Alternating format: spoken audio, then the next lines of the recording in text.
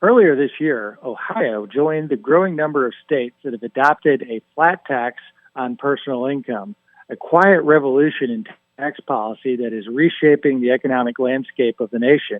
Since 2021, 8 states have moved away from progressive income taxes towards flat rate systems. This shift reflects a simple but powerful idea that prosperity is created by those who work, invest, and produce, not by those who redistribute. For Ohio, this marks an important moment. Once an industrial powerhouse, the state had suffered from decades of losing population, businesses, and influence. Since 1980, Ohio has lost 9 congressional seats due to population declines, more than any state except for New York and Pennsylvania. Between 1981 and 2022, every single year saw more Americans leaving Ohio than arriving. Economic policies have consequences, and Ohio's policies for much of the last half century made it less attractive to those seeking opportunity. The Rich States, Poor States, Alec Laffer State Economic Competitiveness Index quantifies what many Ohioans have long felt. In the first edition of that report in 2007, Ohio's economic outlook ranked a dismal 47th out of the 50 states.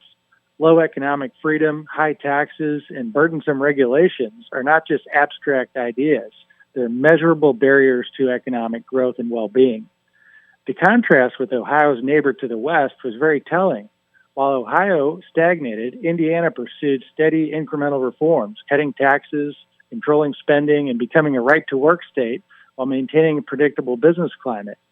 As a result, Indiana now ranks 3rd best in the nation for economic outlook. Policies, not luck or geography, explain the difference. But thankfully for Ohio taxpayers, their lawmakers have taken note, and their recent policy reforms suggest a willingness to learn from success rather than repeat failure. Since 2005, Ohio's top personal income tax rate has been reduced from 7.2% to 3.1%. And in 2026, the new 2.75% flat tax will take effect. That's lower than neighboring Indiana's rate and among the lowest of any state that still taxes income. That matters, and it matters a lot. When people and businesses can keep more of what they earn, they make different choices about where to live, invest, and hire.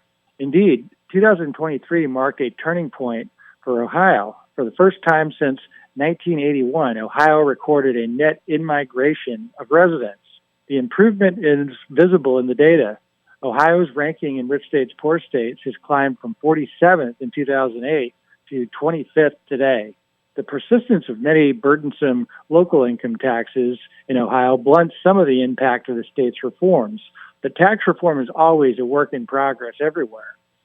However, the pattern is clear. The states gaining the most new residents across America are those that impose no personal income tax or generally have competitive tax burdens.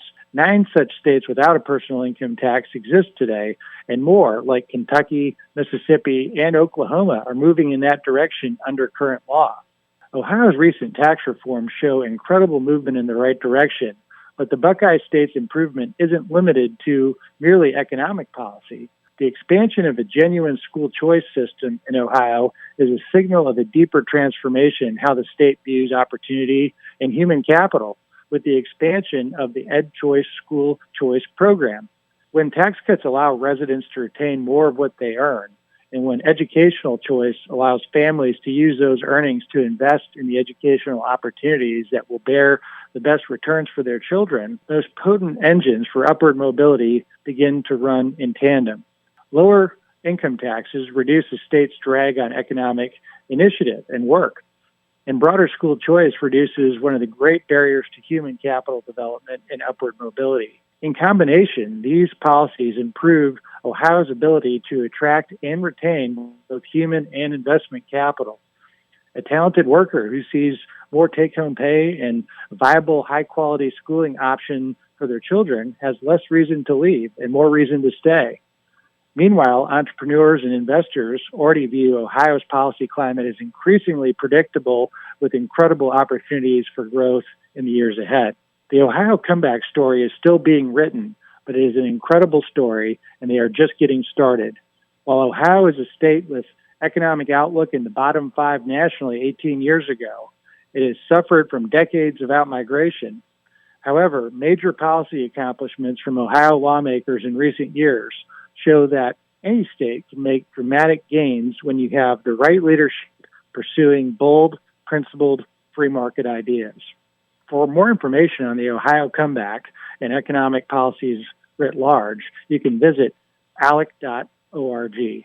For American Radio Journal, I'm Jonathan Williams. Thanks for listening.